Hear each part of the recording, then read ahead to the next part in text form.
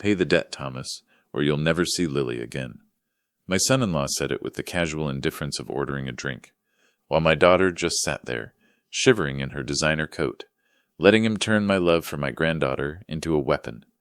They looked at my gray hair and my empty house and saw a victim they could bleed dry. They forgot that for 40 years, my job wasn't just building structures. It was finding their breaking points. They thought they were securing a loan. They didn't realize they were standing in the blast zone of a controlled demolition.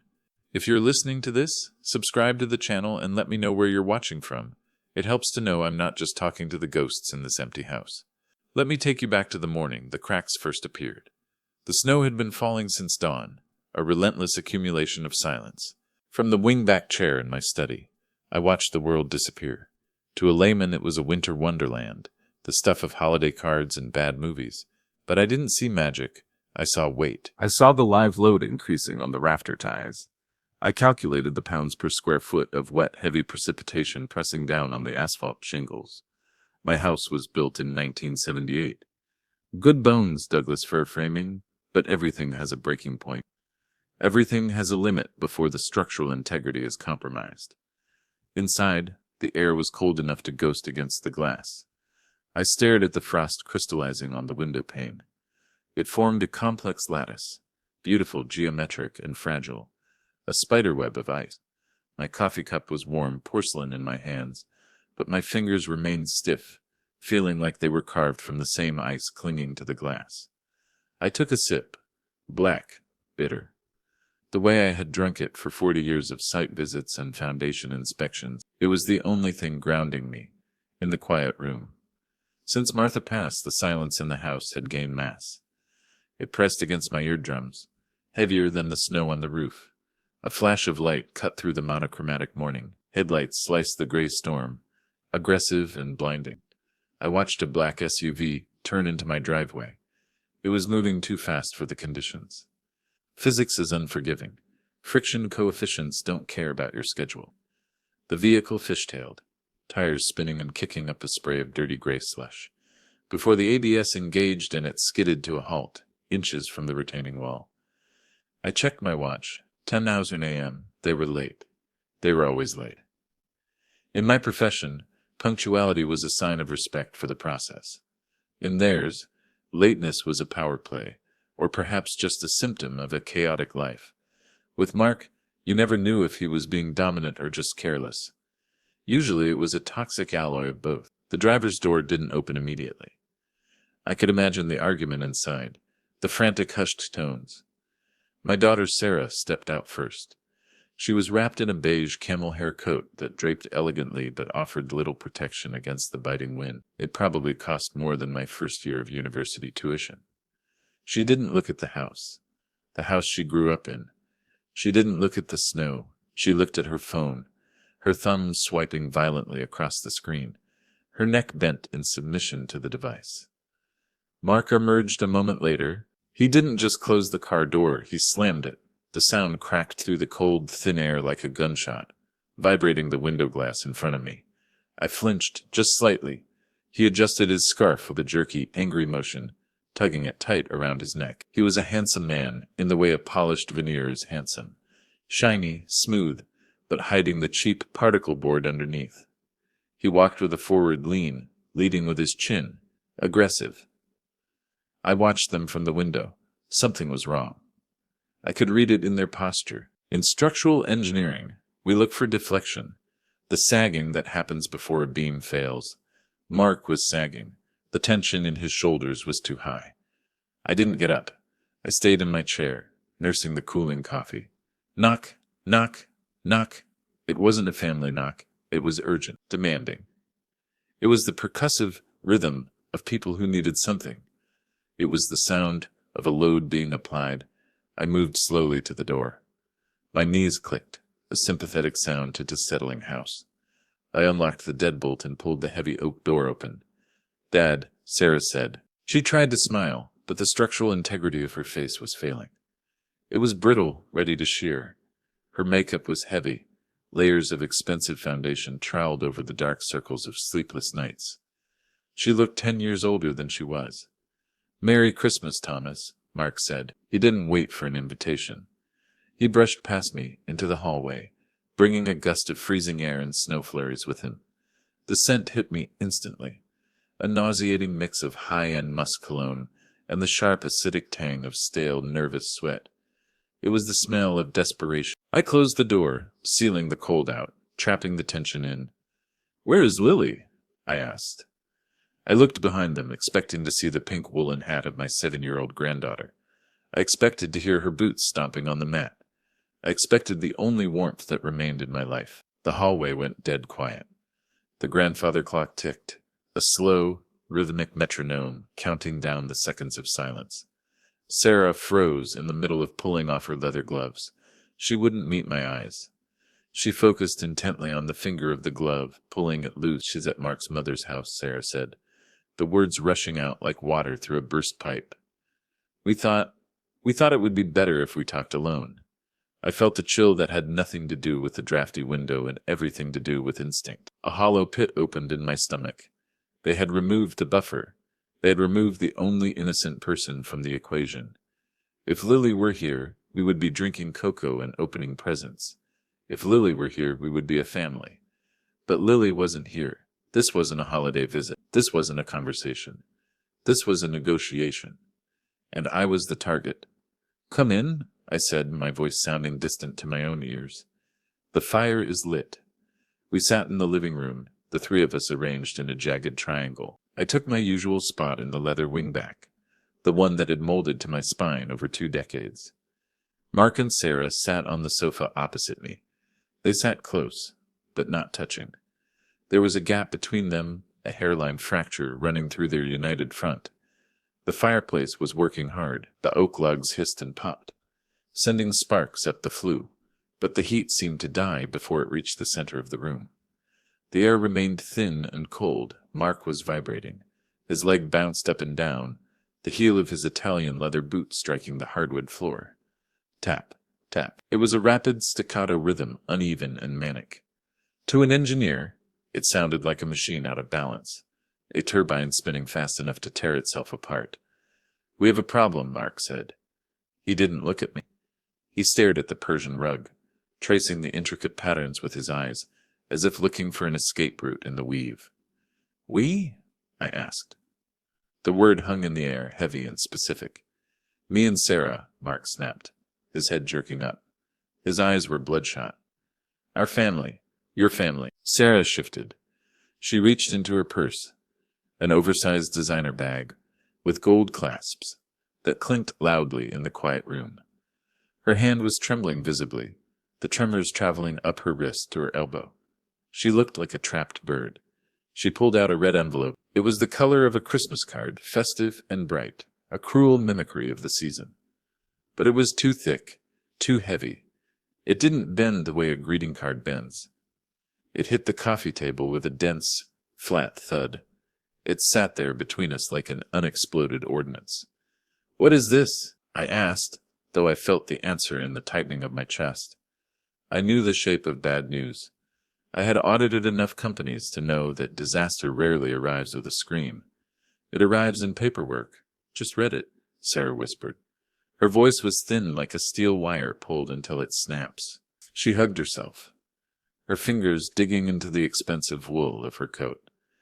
I reached forward. My hand was steady, a lifetime of discipline warring against the sudden dread.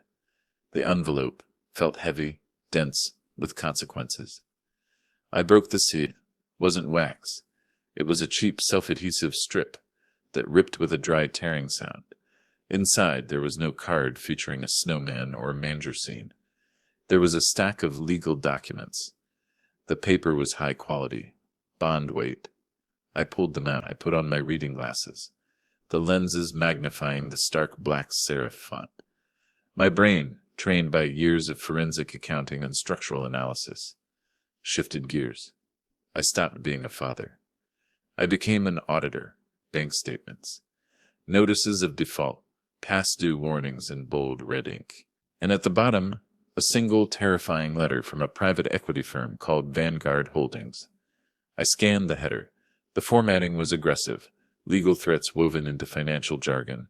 My eyes locked on the summary box at the bottom of the page. Total outstanding balance, 412,500 nows and due date, December 31st. I read it again. I checked the decimal placement. I checked the date, 6 days. I looked up, peering over the rim of my glasses. The silence in the room was deafening. $400,000? I asked quietly. My voice was level, devoid of the panic that was beginning to hammer against my ribs. You are nearly $500,000 in the hole. It was a bridge loan, Mark said quickly. The words tumbled out, rehearsed. His voice sped up, the pitch raising, selling the lie the way he sold everything else. We had a deal lined up, a sure thing, a commercial real estate flip in the warehouse district.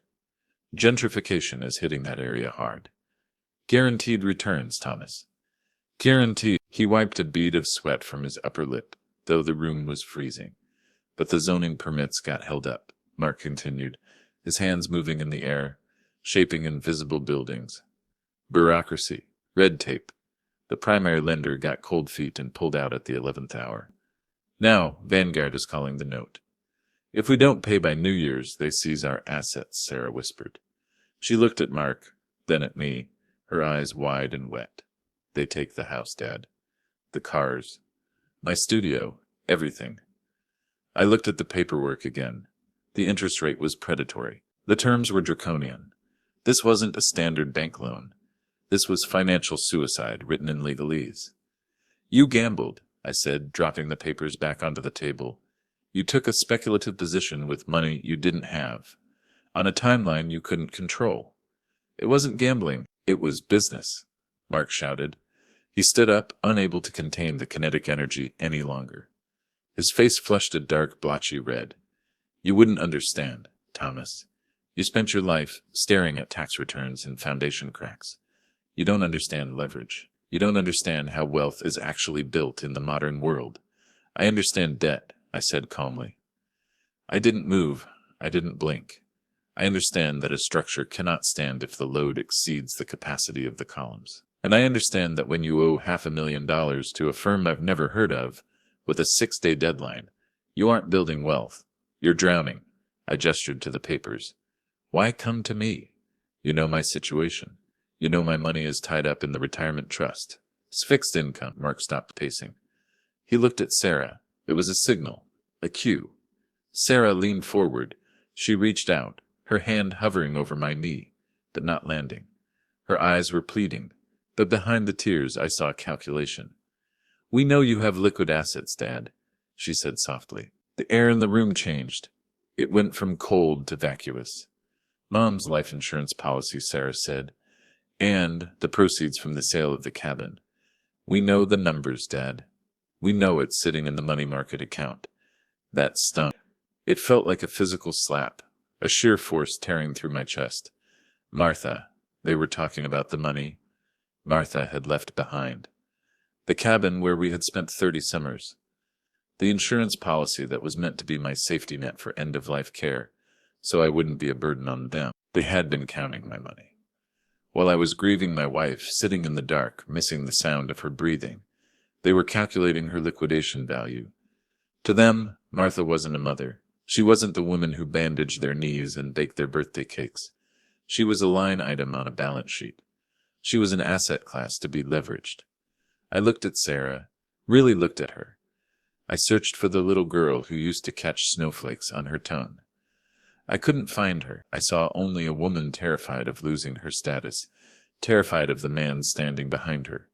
You want me to empty your mother's legacy, I said, my voice dropping to a whisper, to pay for a bad real estate deal. You want me to write a check for $412,000, I asked. The number felt abstract, a string of digits that represented a lifetime of labor, early mornings and deferred gratification. Based on this? Based on a single piece of paper from a company that doesn't even list a website in its letterhead. It's a loan, Sarah cried. She reached for my hand again, and this time she grabbed it. Her skin was clammy, her grip desperate. We'll pay you back, as soon as the zoning clears in January. The deal is still good, Dad. It's just frozen. We just need to bridge the gap. Please, Daddy, she begged, reverting to the name she hadn't used since she was 12. If we don't pay by New Year's, Mark says these people, they aren't just banks. They're aggressive. They're dangerous. I pulled my hand away gently but firmly. I looked at Mark. He had stopped pacing and was now standing by the fireplace, leaning his arm against the mantel, trying to look casual but failing. He was vibrating with suppressed energy. Dangerous. How? I asked. Banks send letters. Then they send lawyers. Then they send foreclosure notices. They don't send threats that make my daughter shake. Mark lowered his voice. He glanced at the hallway, as if checking for listeners, despite the fact that we were the only 3 people in the house. They threatened to go to the district attorney, Thomas. The room seemed to drop another 5 degrees. The DA? I repeated. Why would a private equity firm go to the district attorney over a defaulted bridge loan? Debt isn't a crime, Mark. It's a civil matter. Mark swallowed hard. His Adam's apple bobbed. There were irregularities, he said, the words slipping out like a curse. In how I secured the initial funding, the valuation of the collateral. It might have been overstated, slightly. Fraud, I said. The word hung there, stark and ugly. Technicalities, Mark snapped, pushing off the mantel. Everyone does it. It's how the game is played. But if they don't get paid, they'll press charges. They'll frame it as wire fraud. And embezzlement. I could go to federal prison, Thomas. He took a step toward me, his eyes wide and imploring. He was playing his trump card. He knew exactly where the structural weakness in my heart lay. Think about Sarah, he said, his voice dropping to a harsh whisper. Think about Lily. The mention of her name felt like a physical blow. If I go to prison, Mark continued, pressing the advantage, Sarah loses the house. She goes bankrupt. She'll be alone. And Lily, would grow up visiting her father through a plexiglass window. She would grow up with the shame of it. Is that what you want for your granddaughter? The room went silent. The only sound was the grandfather clock in the hall. Tick, tock. Tick, tock. It wasn't just counting time. It was counting the pressure building inside the room. I stood up. My joints protested, a sharp ache in my hip, but I ignored it. I hiked to the window. Outside, the snow was still falling, burying the driveway, burying the world. I stared at the reflection of the room in the dark glass. I saw 3 ghosts standing on a cold house. I felt a coldness in my chest that had nothing to do with the weather. It was the feeling of a foundation cracking. It was the realization that the man standing behind me wasn't just a failure. He was a parasite. And my daughter had let him in. He isn't asking for help. He is holding a gun to his own head, and to Lily's head, and telling me to pay the ransom. I need to verify this, I said, turning back to face them. I kept my face impassive, a mask of stone. Verify what? Mark stood up straighter, aggressive now. The panic was morphing into anger. The deadline is in 6 days. Banks are closed tomorrow. It's the weekend. You need to transfer the funds now, today. I don't transfer $500,000 without due diligence, Mark. I said softly. I don't care if it's Christmas. I don't care if the house is burning down. I check the books. That is who I am. That is how I made the money you were so eager to spend. You don't trust us? Sarah asked. Her voice trembled, cracking on the last word. I'm your daughter, and that is the only reason you are still in my house, I said. My voice was low, dangerous. It was the voice I used when I had to tell a contractor that his concrete pour was rejected, that he had to tear it all out and start over. Leave the papers, I commanded. I will look into it. I will see if there is a way to handle this that doesn't involve gutting your mother's legacy. Come back tomorrow. They hesitated. Mark clenched his fists at his sides. I saw the muscles in his jaw bunching. For a second, I thought he might strike me. He was younger, stronger, fueled by adrenaline. I was 70, tired and fueled by black coffee. But he saw the look in my eyes. He saw that I wasn't moving. I was a load-bearing wall. Fine, Mark spat. Fine, but don't take too long, Thomas. The clock is ticking. He grabbed his scarf. He didn't say goodbye. He stormed to the door, the heavy boots thudding against the floorboards. Sarah lingered for a second. She looked at me, her eyes searching for some sign of softness, some sign that Daddy would fix it without questions. She didn't find it. We just want to save our family, she whispered. Then you should have chosen a better partner, I thought. But I didn't say it. I just nodded toward the door. Go, I said. They left. The front door closed with a finality that echoed through the house. I moved to the window and watched them. Mark was gesturing wildly as they walked to the car, shouting at her, blaming her. Sarah was shrinking into her coat, making herself small. The black SUV roared to life. The headlights swept across the living room window, illuminating the dust motes dancing in the cold air.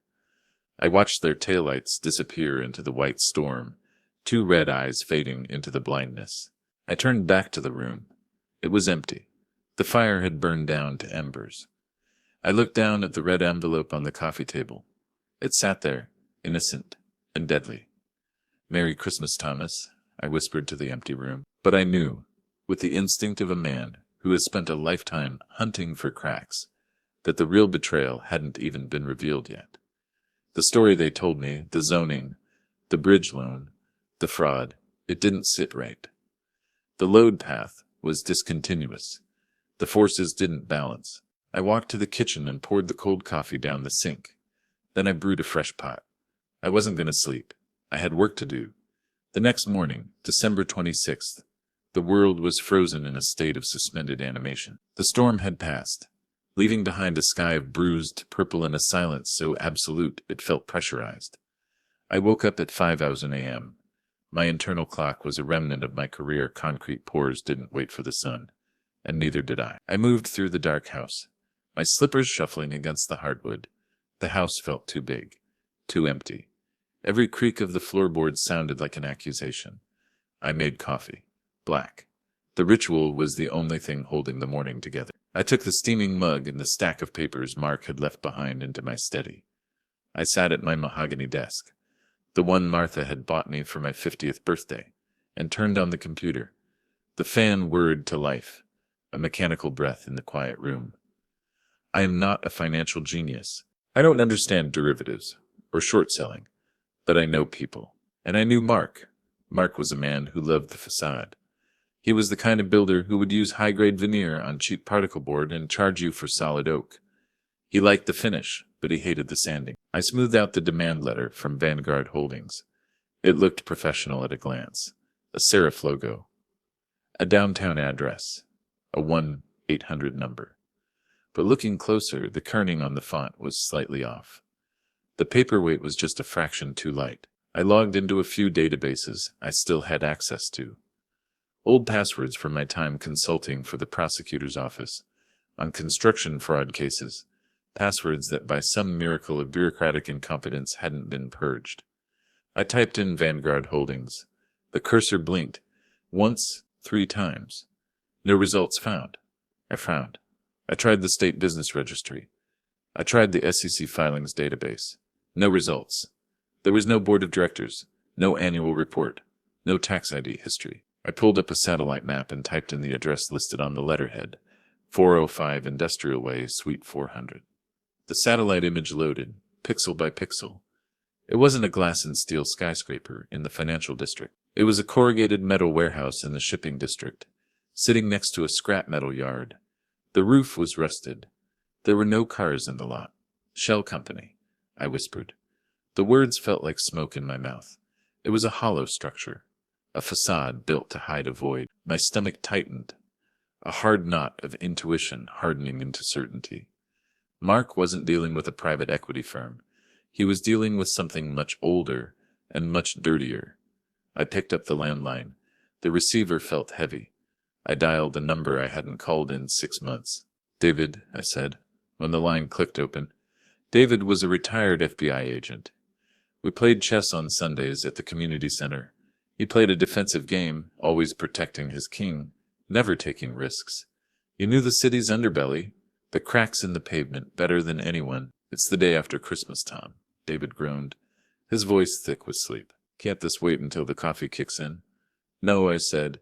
It costs $400,000. There was a pause on the other end. Then a sharp intake of breath. I'm listening, David said. His voice had shifted. The sleep was gone. I need you to run a name, Vanguard Holdings. and cross-reference it with Mark Reynolds. "Give me an hour," David said.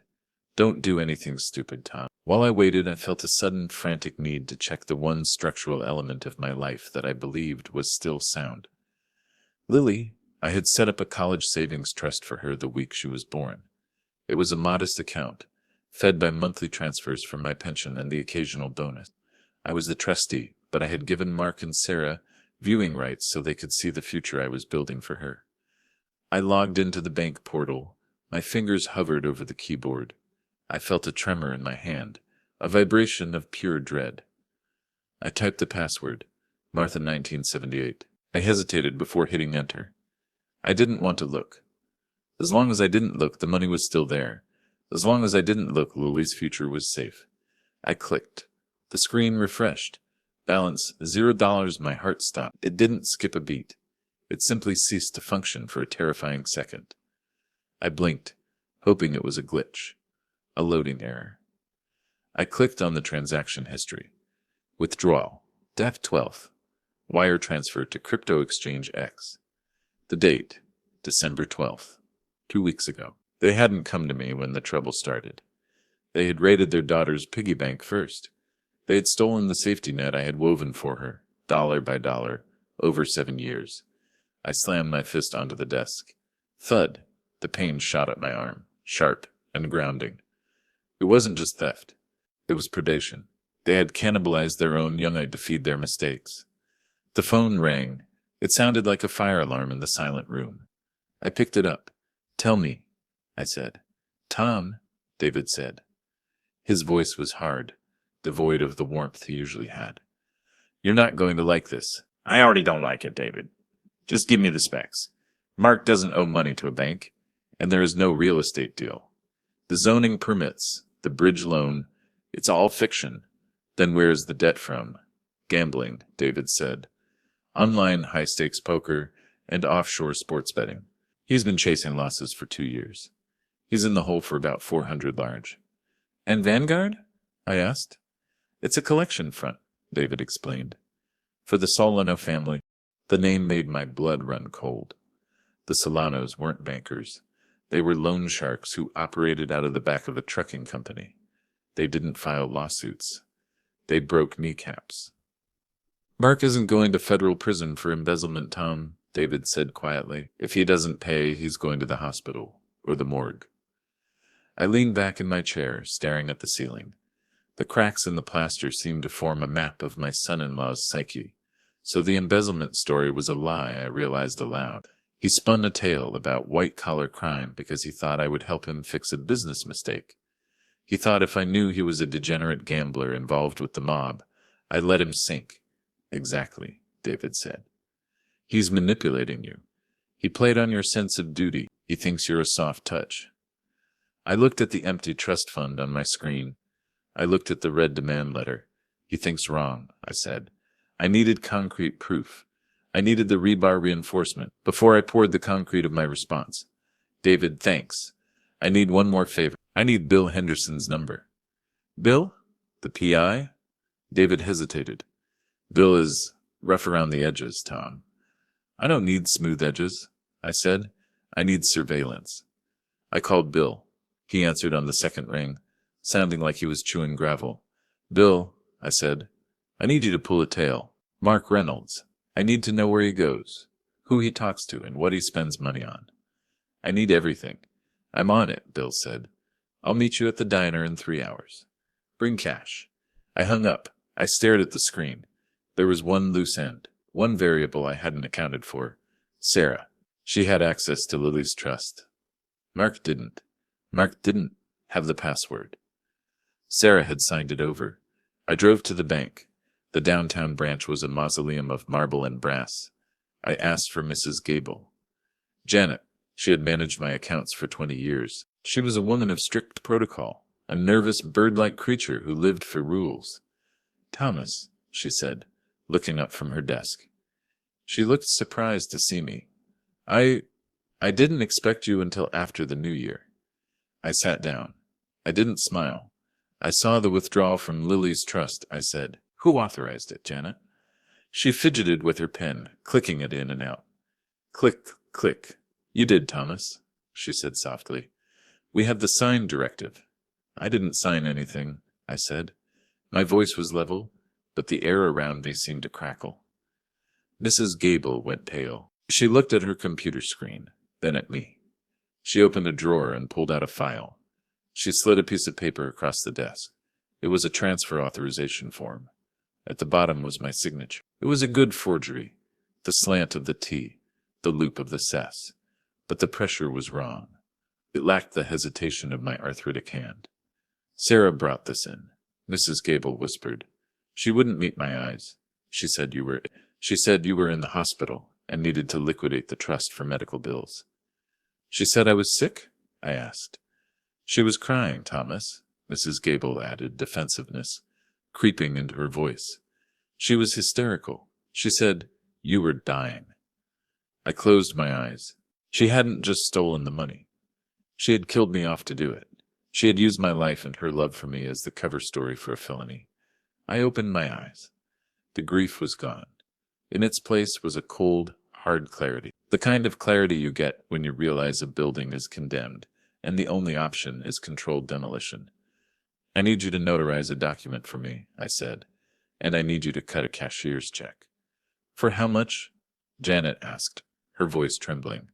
All of it, I said. Liquidate the bonds, the savings, the emergency fund, everything. Thomas, she gasped. If you do this, you'll be emptying your accounts. The penalties. Just stamp it, Janet, I said. I'm fixing a mistake. I watched her stamp the paper. The sound echoed in the high-ceilinged room. Thump. It sounded like a gavel. I left the bank with the cashier's check folded neatly in the breast pocket of my suit. It was a thin slip of paper, lighter than a feather, yet it carried the weight of my entire life's savings. It pressed against my ribs like a hot coal. I drove to the diner to meet Bill. It was a place called The Ret, a greasy spoon on the south side where the air smelled permanently of bacon grease and stale cigarette smoke. It was the kind of place where people went to hide or to trade secrets. Bill was sitting in a corner booth, his back to the wall. He was a large man wearing a cheap polyester suit that strained at the seams. He was chewing gum with a rhythmic, wet sound. Smack, smack. I slid into the booth opposite him. The vinyl seat was cracked and cold. You're not going to like this, Tom, Bill said. He didn't say hello. He didn't offer pleasantries. He just tapped a thick manila envelope that sat on the formica table between us. Show me, I said. Bill pushed the envelope across the sticky table. I opened. The first few photos were standard surveillance, grainy, long lens shots. Mark entering a casino at 11:00 a.m. on a Tuesday. Mark standing in a parking lot, arguing with a man in a gray sedan. Mark sitting in his car, head in his hands. The guy in the sedan is a runner for the Solanos, Bill said, pointing with a thick finger. Collecting Vega's payments. I nodded. This confirmed David's intel, but there were more photos. Keep going, Bill said softly. I flipped to the next stack. Mark at a travel agency. He was smiling. It was a smile I hadn't seen in years. Genuine, relaxed, almost boyish. But he wasn't alone. He was holding hands with a woman. She was young, perhaps 25. Blonde, pretty in a sharp, artificial way. Who is she? I asked. The words felt like gravel in my throat. Elena Vance, Bill said, his receptionist. She's been on the payroll for 6 months, but she's never answered a phone. There's more, Bill added. He slid a piece of paper out from the bottom of the stack. It was a printout of an itinerary. He booked tickets. 2 of them. One way to Cabo San Lucas. Departing January 1st at 6:00 a.m. The diner spun. The noise of the grill. The clatter of plates. The hum of conversation. It all blurred into a white noise roar. I stared at the date. January 1st. The deadline for the debt was December 31st. The pieces slammed together in my mind with the force of a hydraulic press. He wasn't stealing my money to pay the debt. Wasn't trying to save the house. He wasn't trying to save Sarah or Lily. He was going to take the cash. He was going to take the mistress. And he was going to run. He was going to leave Sarah and Lily behind to deal with the Solanos. He was going to leave them to face the sharks, the foreclosure, and the ruin, while he drank margaritas on a beach with his receptionist. He wasn't just a failure, he was a murderer. He was leaving them to die. Does Sarah know? I asked, though I knew the answer. Doubt it, Bill said, popping a bubble with his gum. She thinks they're saving the house. She thinks they're fighting for the marriage. He's planning to save himself. I felt a rage so hot it burned my throat. It wasn't the fiery, explosive rage of youth. It was the cold, terrifying rage of an old man who realizes he has nothing left to lose. Thank you, Bill, I said. I pulled out my wallet and placed 2 crisp $100 bills on the table. Keep the negatives, I said. I might need them for the police. You going to the cops? Bill asked. Not yet, I said. First, I have to go to a party. December 27th. The phone rang at 2 a.m. It was Sarah. She was sobbing so hard I could barely understand her. Dad, Mark is packing a bag. She screamed into the receiver. He says he has to leave the country. He says the police are coming for him. I sat up in bed, the darkness of the room pressing in on me. He was panicking. He was accelerating the timeline. He's lying, Sarah, I thought. He's not running from the police. He's running to Elena, but I couldn't tell her that. Not yet. If I told her now, she would confront him. He would deny it. He would leave early. He would disappear, and I would lose the chance to close the trap. Tell him to stay put, Sarah, I said calmly. My voice was the anchor in her storm. I'm moving the funds, I lied. It takes time to liquidate municipal bonds. The market is volatile. I need until the 30th. The 30th? That's too late, she shrieked. He says they're coming tomorrow. Tell him, I said, my voice hardening into steel, that if he runs now, he gets nothing. Tell him the check is being cut on the 30th. If he is not there to receive it, the deal is off. Okay, she wept. Okay, I'll tell him. Please, Dad. Hurry. She hung up. I lay in the dark, listening to the wind howl against the eaves. I wasn't liquidating bonds. I wasn't rushing. I was building a cage. And like any good engineer, I was checking the welds. December 28th. I went to the grocery store to buy milk. A mundane task to keep the routine. To keep the sanity. I walked out with a plastic bag in my hand. The parking lot was gray and slushy. A gray sedan blocked my car. It was parked diagonally, boxing me in. The driver's door opened. A man got out. He was huge. A wall of muscle and fat, wrapped in a cheap suit that strained at the shoulders. His neck was non-existent. Silas. The Solano family enforcer. I recognized him from the files David had sent over. He had a record as long as my arm. Assault. Extortion. Manslaughter. Thomas Miller? Silas asked. His voice sounded like tires crunching on gravel. Who's asking? I replied, gripping the milk jug. A friend of Mark's, Silas said. He stepped closer. He invaded my personal space, looming over me. I could smell stale tobacco and peppermint breath mints. Vancord is getting impatient. I don't have business with you, I said, keeping my eyes locked on his. And neither does Mark. He deals with banks. You do now, Silas said. He smiled, and it was a dry, ugly thing. Mark says you're the wallet. He says you're the one holding up the payment. He leaned in, his face inches from mine. Tell him to pay up by New Year's Eve, Silas whispered. Or we pay a visit to the little girl. Lily, right? Cute kid, walks to school on Pine Street. The world stopped. The rage I had felt in the diner was nothing compared to this. This was primal. This was the feeling of a grandfather standing between a wolf and a lamb. You stay away from her, I said. My voice didn't tremble, it dropped an octave. Silas laughed. He patted my cheek. His hand was rough and cold. Pay the bill, Grandpa, or we collect and trade. He got back in his car. The sedan reversed with a squeal of tires and drove away. I stood there in the freezing slush, shaking. Not from fear, from realization. Mark had given them my name. Mark had told them about Lily. He had pointed the wolves at his own daughter to buy himself a few more days of time. I wasn't just going to stop them. I wasn't just going to cut Mark off. I was going to destroy them. I was going to bring the whole structure down on their heads. December 29th, Mark showed up at my house. He looked terrible, unshaven, his eyes wild, his clothes rumpled. He pushed past me when I opened the door and marched into the kitchen. He cornered me against the counter. "Thomas," he said, his voice cracking, "I found a way to speed it up. You don't need to wait for the bonds. You can write a personal check. I know a guy who can cash it." "Today? A guy?" I asked. I picked up a dishcloth and wiped the counter slowly, deliberately. "I don't deal with guys, Mark. I deal with institutions. We do this legally, or not at all." He slammed his hand against the fridge. Wham! The magnets rattled. A picture of Lily fell to the floor. "You're enjoying this," he screamed, spittle flying from his lips. "You're enjoying seeing me squirm. You've always hated me, Guy. You think I'm not good enough for your daughter." I bent down and picked up the picture of Lily. I wiped the dust off her smiling face. "I'm ensuring my investment is safe," I said, placing the photo back on the fridge. "You want my money?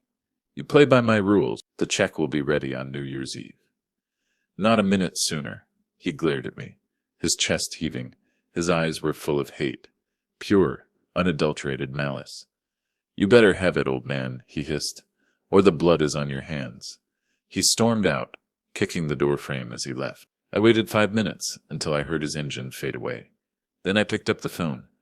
I called David. "Get the team ready," I said. "He's cracking. The fatigue stress is critical." "Tom," David said, "I need you to meet with the district attorney's office. Now, they need a sworn statement before we can move on the wire fraud charges."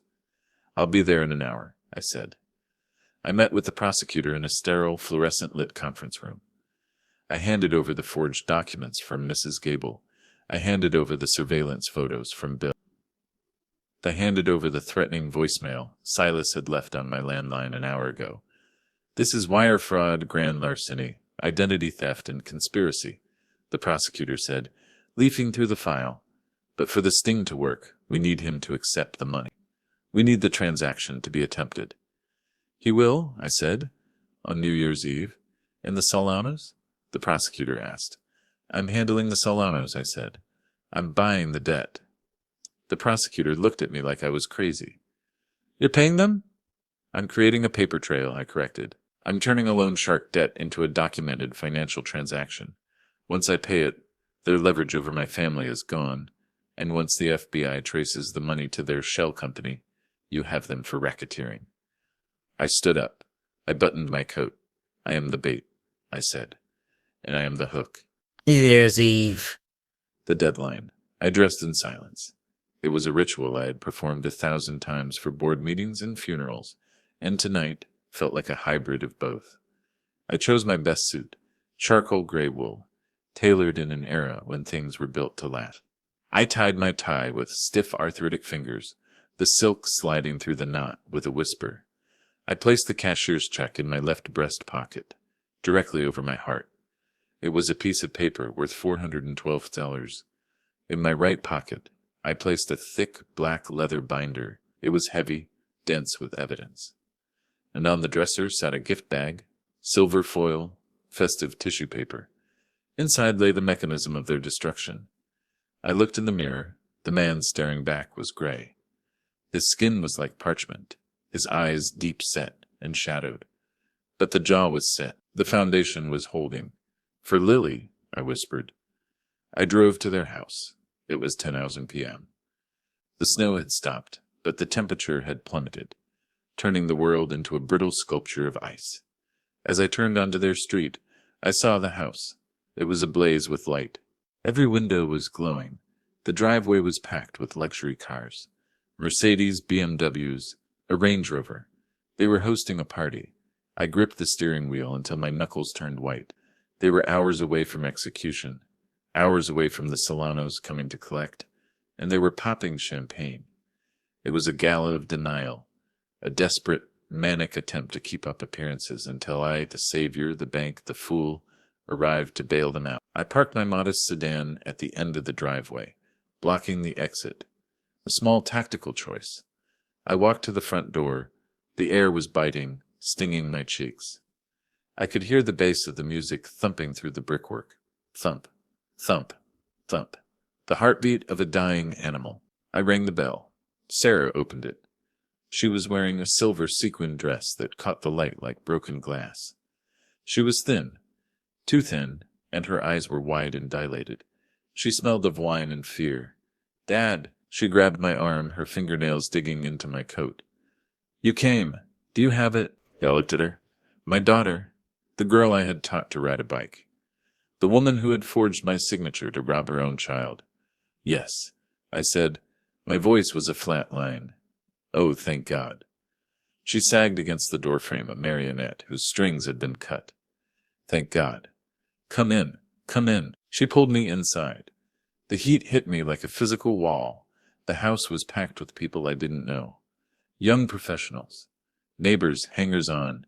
They were drinking, laughing, oblivious to the fact that they were standing in a house built on quicksand. Mark was in the center of the living room, holding court near the Christmas tree. He was wearing a velvet tuxedo jacket. He looked manic, high on adrenaline, and perhaps something else. He was laughing too loud, his movements jerky and expansive. When he saw me, he stopped mid-sentence. His eyes locked onto me. The predator seeing the prey. He rushed over, pushing past a woman, holding a tray of hors d'oeuvres. "Thomas, you made it." He grabbed my hand and pumped it, his palms sweating profusely. "I told everyone you'd be here. The guest of honor." He leaned in close, his breath hot and smelling of expensive scotch. "Do you have it?" he whispered. "Yes," I said. "Good. Good man." He looked around nervously. "Come, let's go to the study. We can handle the transaction in private." He tried to steer me toward the hallway. I planted my feet. I didn't move. "No," I said. Mark froze. "What?" "We do this here," I said.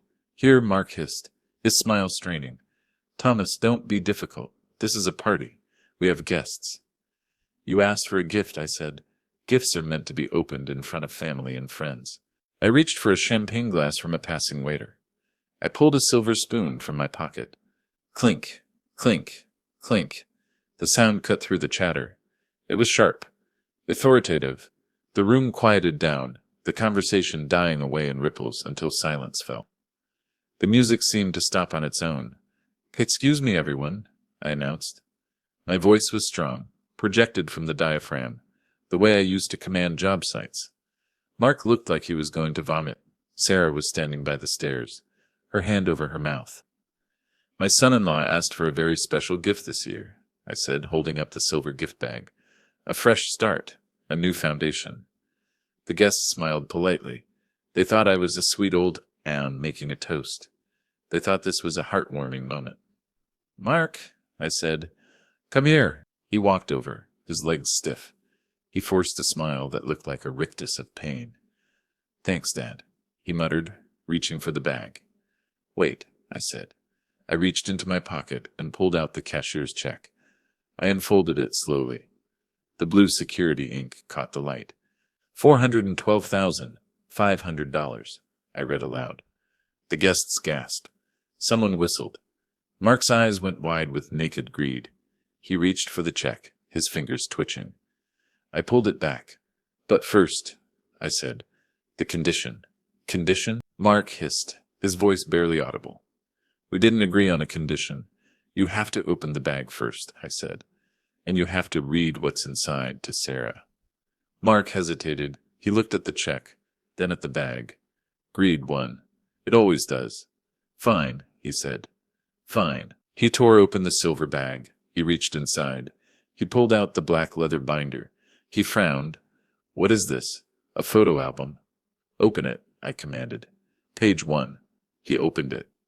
The color drained from his face instantly, leaving him a sickly shade of gray. The first page.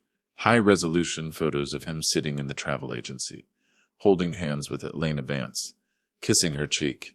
He tried to close the binder. "Show her," I said. "Dad, what is it?" Sarah stepped forward, her voice trembling. Mark didn't move. Sarah grabbed the binder from his paralyzed hands. She looked at the photo. "Who is she?" Sarah whispered. She looked up at Mark. "Who is Elena?" It's a misunderstanding," Mark stammered. "A consultant. Turn the page," I said. Sarah turned the page. A copy of 2 airline tickets. First class. One way. Cabo San Lucas. Departing tomorrow morning. Mark? Sarah's voice broke. You said we were going to fight this together. You said we were saving the house. I am, Mark shouted. It's for business. Turn the page, Sarah, I said, gentle now. The last page. She turned it. The bank record. The withdrawal from the Lilly Education Trust. The forged signature and the transfer record, sending the funds to a crypto exchange. Sarah stared at the paper. She swayed. You told me, she whispered. You told me the bank needed the money for a bond. You told me it was temporary. He stole it, Sarah, I said, my voice cutting through the room. He stole Lily's future to pay for his past. And he was going to take my money, take his mistress, and leave you here to face the wolves alone. Mark lunged for the check in my hand. Give me the money. It's mine. I stepped back. I paid the debt, I said loudly. Mark stopped. What? I wired the money to the shell company Vanguard Holdings 1 hour ago. The Solanos have been paid. You are safe from the sharks. Sarah sobbed with relief, collapsing to her knees. Oh, God. Thank you, Dad. Thank you. However, I said, my voice dropping to absolute zero, I didn't pay it for you. I bought the debt. I don't understand, Mark whispered. I created a paper trail, I explained. I turned an illegal extortion racket into a documented financial transaction. The crime of wire fraud is complete. You accepted the benefit of the fraud. I pointed to the binder in Sarah's hand. And 10 minutes ago, I handed a duplicate of that binder to the FBI agents waiting outside. Sarah screamed, No, Dad, no. They'll arrest us, she wailed. They'll take the house. They'll take Lily. No, I said. I reached into my inside pocket and pulled out one final document. A court order signed by an emergency judge just hours ago based on the evidence of imminent flight and criminal negligence. They won't take Lily because I have temporary custody. Mark's face twisted into a snarl. You bastard, you set me up. He grabbed a heavy crystal decanter from the table and raised it. He was going to kill me. I saw it in his eyes. Crash. The front door burst open. Federal agents. Drop the weapon. David walked in, flanked by 4 officers in tactical gear. Their weapons were drawn. Mark Reynolds. David barked. You are under arrest for wire fraud, embezzlement, and conspiracy. Mark looked at the decanter, then at the guns. He dropped the crystal. It shattered on the floor, shards of glass exploding like ice. He tried to run toward the back door. 2 officers tackled him into the dessert table. The cake collapsed. The table flipped. Mark went down, screaming, frosting and blood smearing on his velvet jacket. Sarah stood amidst the wreckage, screaming, Dad, fix this. Tell them to stop. She reached for me, grabbing my lapels. I'm your daughter. How could you do this? I gently removed her hands from my suit. I am fixing it, I said. I'm saving Lily from you. An officer approached Sarah. Sarah Reynolds? We need you to come with us for questioning regarding the trust fund forgery. Dad! She screamed as they led her away. The party guests stood in stunned silence. The music was gone. The facade had collapsed. The structure was condemned. I stood alone in the center of the room. David walked over. He put a hand on my shoulder. You okay, Tom?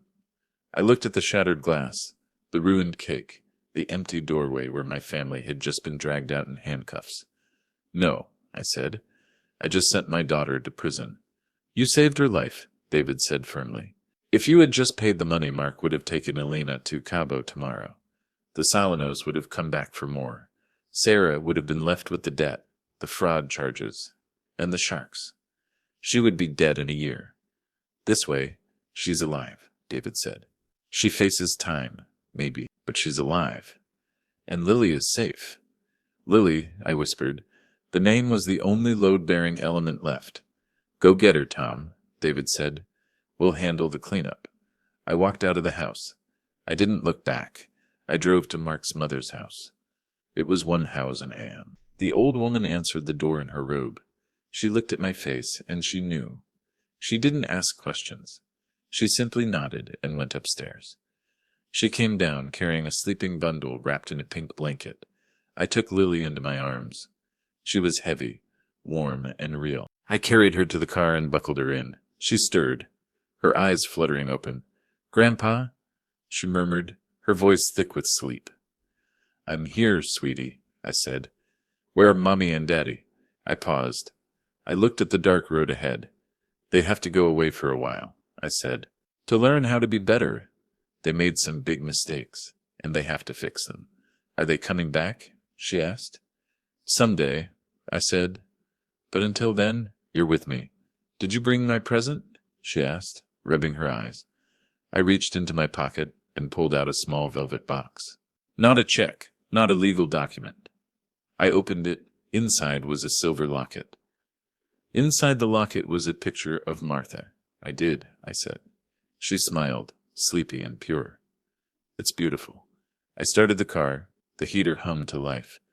I was 70 years old. My hip hurt. My heart was broken. My house was too big and too quiet. But as I looked in the rearview mirror, I saw her clutching the locket. I had lost a daughter. I had destroyed a family. But I had saved the foundation. "Happy New Year, Lily," I said. "Happy New Year, Grandpa." I put the car in gear and drove away from the wreckage, into the clean, white silence of the new year. The road was icy, but I knew how to navigate the cracks. 3 months later, April, the snow finally melted in mid-March, revealing the damage the winter had done. The freeze-thaw cycle is brutal on concrete. It expands the smallest hairline fractures, turning them into gaping wounds. When the ground finally thawed, I walked the perimeter of my house. I found a crack in the foundation near the southeast corner. In the old days, I would have worried. I would have lost sleep, calculating the settlement. Now I just called a contractor. I knew that cracks could be filled. I knew that a house could be retrofitted, strengthened with steel and epoxy, to stand for another 100 years. It wouldn't be the same house it was before. It would have scars, but it would hold. I drove to the state correctional facility on a Tuesday. It was visiting day. The drive was 2 hours through rollings that were just starting to turn green. I didn't bring Lily. She was in school, safe, learning how to multiply fractions. That was a load she could handle. This visit was a load only I could bear. I sat in the visiting room. It smelled of industrial cleaner and hopelessness. The tables were bolted to the floor. Sarah walked in. She was wearing a gray jumpsuit. The designer camel hair coat was gone. The layers of foundation and expensive mascara were gone. Her hair was pulled back in a simple ponytail, showing the gray at her temples that she used to dye away. She looked older, but strangely, she also looked less fragile. The desperate, trembling tension that had defined her for the last 2 years was gone. She sat down. She didn't reach for my hand. There was a plexiglass divider between us, a transparent wall I had helped build. "Hello, Dad," she said. Her voice was quiet. "Hello, Sarah. How is she?" "Yeah, she's good," I said. She got an A on her spelling test. She joined the soccer team. She plays defense. Sarah smiled, a small, sad expression. "She gets that from you, guarding the goal." We sat in silence for a moment. The air between us was heavy, but it wasn't toxic anymore. The lie was gone. "Mark took the plea," she said, looking down at her hands. 5 years, minimum security. "And you?" I asked. "My lawyer says maybe 18 months. With good behavior." She looked up at me. "I still hate you for it, you know, some days. I sit in my cell, and I hate you for blowing up my life." "I know," I said. "I can live with your hate." "I couldn't live with your funeral." She nodded slowly. She knew the truth now. The FBI had shown her everything. The text between Mark and Elena. The one-way tickets. The plan to drain the accounts and disappear. "He was going to leave me," she whispered. "He was going to leave me with nothing. He was a structural failure, Sarah," I said gently. "He looked good on the outside, but there was no rebar. He couldn't take the weight." "And what am I?" she asked. "You're under renovation," I said. "You sous vide the collapse. Now you rebuild." The guard signaled that time was up. Sarah stood. She placed her hand against the glass. I placed mine against it. My hand was wrinkled and spotted. Hers was pale and unadorned. "Tell Lily," she started, then stopped. "Just tell her I'm working on it." "I will." I drove home. The sun was setting, casting long shadows across the driveway. When I pulled up, the house didn't look like a fortress anymore. It looked like a home. There was a pink bicycle leaning against the porch railing. There were muddy footprints on the walkway. I walked inside. The smell of beef stew was in the air. I had put it in the slow cooker before I left. It was a smell Martha used to make. Lily was at the kitchen table, her tongue poking out of the corner of her mouth, as she focused on her homework. "Grandpa," she chirped when she saw me. "Did you go to your meeting?" "I did," I said, hanging up my coat. "Did you fix the problem?" I looked at her. I thought about Sarah in her gray jumpsuit. I thought about Mark in his cell. I thought about the empty bank account that I was slowly replenishing, dollar by dollar. "Not all the way," I said, "but the foundation is safe." I sat down next to her. "Do you want help with that math?" I asked. "Yes," she said. "I don't understand the carryover." "It's about balance," I said, picking up a pencil. "You have to make sure both sides are equal. If you take from one column, you have to account for it in the next." She watched me, her eyes bright and trusting. I was 70 years old. I was tired. I was raising a child when I should have been resting. But as the pencil scratched against the paper, solving the problem one number at a time, I felt a deep, abiding peace. The storm was over. The structure had held. For the first time in a long time, the silence in the house wasn't heavy.